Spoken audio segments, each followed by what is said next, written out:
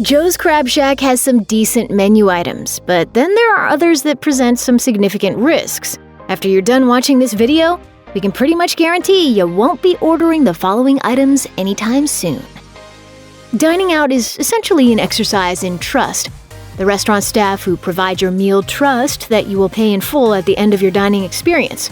In turn, you trust that the people in the kitchen won't inadvertently poison you. 100% sure. Are you sure? From the coast to your table. Well, he seems 100% sure. Am I in trouble here? This is especially true at Joe's Crab Shack and every other seafood joint when it comes to shellfish, and mussels in particular. Mussels need to be kept alive until they're ready to eat, and for that reason, they need special attention from people who know what they're doing. But don't just take our word for it. One need look no further than the words of the late, great Anthony Bourdain in his book Kitchen Confidential. As he put it, "I don't eat mussels in restaurants unless I know the chef or have seen, with my own eyes, how they store and hold their mussels for service. I love mussels, but in my experience, most cooks are less than scrupulous in their handling of them." So that settles that. Unless you personally know and trust your local Joe's Crab Shack chef, stay away from the mussels. Since not everyone digs seafood, Joe's has some menu items made up of creatures of the land. But there's one problem: this is a seafood restaurant. Nevertheless, the Voodoo chicken bites at least deserve credit for having one of the catchiest food names since Denny's gave us moons over my hammy. And even though they're a poultry dish at a seafood place, this is some mighty fine-tasting chicken. It's lightly fried to a golden brown and bursting with Cajun spices, hence the Voodoo.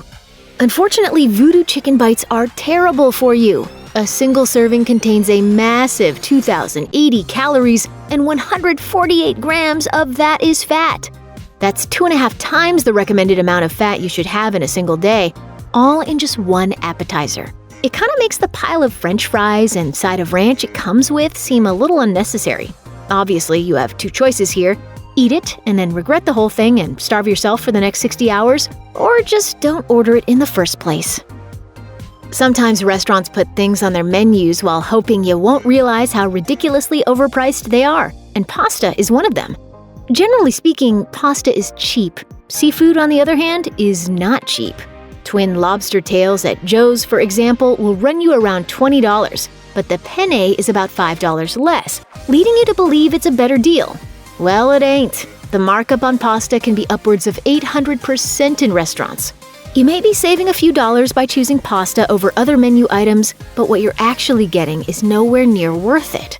This is Restaurant Trickery 101, along with other ruses like using exceptionally flowery language to describe a dish and eliminating dollar signs from menus so it won't seem like the numbers next to the items represent actual money.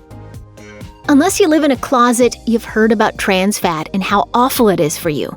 It's the ultimate artery clogger. What starts off as a liquid ends up solidifying in your system like chewed gum, and too much of it can increase your chances of heart disease and diabetes. Unfortunately for Joe's Crab Shack, in 2014, the watchdog group Center for Science in the Public Interest found several items on the restaurant's menu contained whopping amounts of trans fat, despite a 2007 pledge to eliminate it from the menu. Joe's Crab Shack is a nutritional shipwreck of a restaurant chain, ruining expensive seafood with cheap, industrially produced trans fat designed to simulate butter. Specifically cited in CSPI's findings were Joe's Steampots. Since Joe's Crab Shack doesn't list its nutritional info online, it's hard to tell if they've made changes to the Steampots, and it's possible that ingredients vary by location. So it's probably best to just stay clear. They may be a shellfish lover's dream, but not if you're going to end up in the hospital after eating them. I sacrificed my life and limb for that last shot today, and I hope Joe's Crab Shack appreciates that. Not to sound dramatic, but eating salad these days is straight up dangerous. Just ask the Center for Disease Control. In 2013, the CDC released an analysis of food poisoning cases studied over a 10-year period that found leafy vegetables like lettuce were responsible for nearly a quarter of the problem because they were so bacteria-ridden. In 2018 alone, 5 people died and almost 200 others fell ill after eating E. coli-contaminated romaine lettuce. Cooking usually kills it off, but since lettuce isn't typically served cooked, that's not really an option any more than washing it is. As James Rogers, Director of Food Safety and Research at Consumer Reports, described the issue, "It is very difficult to remove bacteria from leafy greens. Bacteria have the ability to adhere to the surface of the leaves and to get stuck in microscopic crevices. Even if you do feel like living dangerously and ordering some greens, find a way to change your mind. Joe's Crab Shack only offers 2 salad choices, and neither are very exciting. There are just Caesar and garden options, which are about as run-of-the-mill as it gets. Since Joe's salads aren't very exciting, why take a chance on contamination? Joe's Crab Shack. Case closed. Check out one of our newest videos right here. Plus, even more mashed videos about your favorite stuff are coming soon. Subscribe to our YouTube channel and hit the bell so you don't miss a single one.